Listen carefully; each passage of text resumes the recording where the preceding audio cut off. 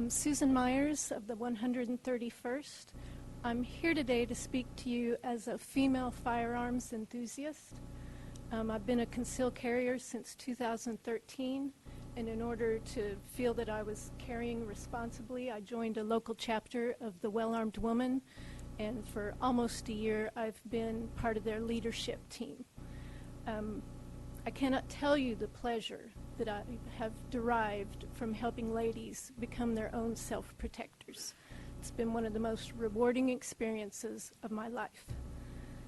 When it comes to guns, I normally like to be treated like any other guy, especially on the range or in a gun store.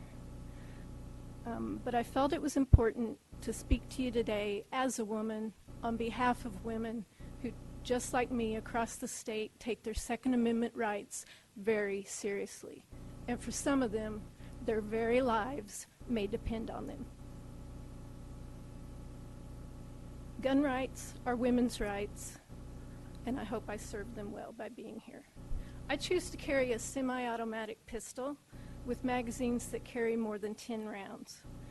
I also compete in USPSA, which is a practical shooting sport, and I am currently saving up for an AR-15, or as the DC Project suggests we call it whenever someone refers to it as an assault weapon, instead calling it America's favorite rifle, because that's what it is, and we won't be giving him up, period. I consider any attempts to limit, restrict, or ban firearms, magazines, or ammunition a direct threat on my Second Amendment rights and the choices I make for the tools that best suit my needs, whether it's for my personal protection, for the home, or for sport. This bill would stand as a bulwark to prevent federal overreach from encroaching on our state. We live in a societal and political climate that sees the Second Amendment coming under further attack, and this needs to be guarded against at all costs. Representatives, show your citizens that you are serious about protecting our constitutional rights, privileges, and freedoms. Or in other words, Missouri, show me you have my back. Thank you. Thank you, Ms. Myers. Any questions? Seeing none, thank you. Oh, two. Representative Basie. Real quick, Mr. Speaker, ma'am, I want to thank you for being here and your testimony. I really appreciate what you said. Thank you. First time I've done anything like this. Representative Coleman, please proceed. Thank you, Mr. Chairman. Is the district that you're coming from, is it a fairly rural area? Well, it's partly Springfield, okay. Partly rural. I didn't know, one of the things that I hear a lot of women say is that in parts of our state it takes a while for law enforcement to respond if you call 911. Does your area have a similar delay in response? I'm sure we would. I live in a rural area. Yeah, and that safety and protection is something that as women we really are worried about. Is that part of what your concern is as well? Well, absolutely. And I mean, I'm a tiny person and I carry a gun that holds 11 rounds with a spare magazine with the same number. Mm-hmm. Do I expect to need every single one of those in a self-defense situation? No, but I treat my ammo needs the same way I do toilet paper.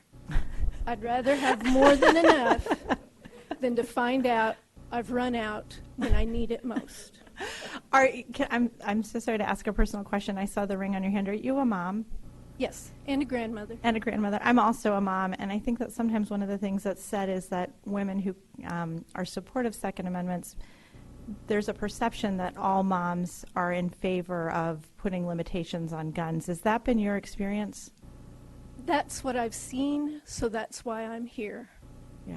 Well, I appreciate you being here. I appreciate your testimony, and I'm going to use your anecdotes, and I appreciate that very much. I had a full Thank you. 6 minutes, but he cut me in half. So, Ms. Myers, one more question from Representative Shawn, please.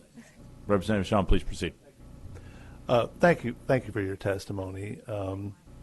So I just want to ask you: have you heard this term from time to time, sensible gun legislation, sensible gun law? I've got a whole section on common sense gun laws. Common sense, yeah. Have you ever noticed anything in particular that kind of a thread that runs through common sense gun laws? What do those usually mean? Well, that they're not based on common sense, which Merriam-Webster said is sound reasoning or information, Yeah. and they're not. Is it fair to say that any time you've ever heard, as probably I have, a common sense gun law really is always code for we want to restrict the Second Amendment rights of somebody? Would that be fair in your view? Quite fair, and it's why I drove 2.5 hours to be here. And then would you I wanted agree to that, stop.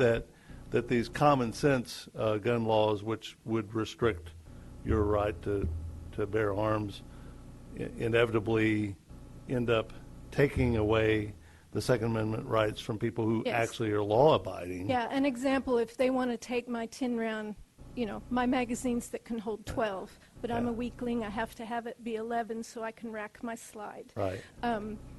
If they want to take that away, what's the reasoning when the criminal element will always have access to those? That's So right. why shouldn't I at least start on the same playing field? Yeah, common sense, there's very little Up there. common sense in it. So thank you for your testimony. Yes, sir. Thank you, Mr. Chairman. Further questions? Thank you. Further testimony and support?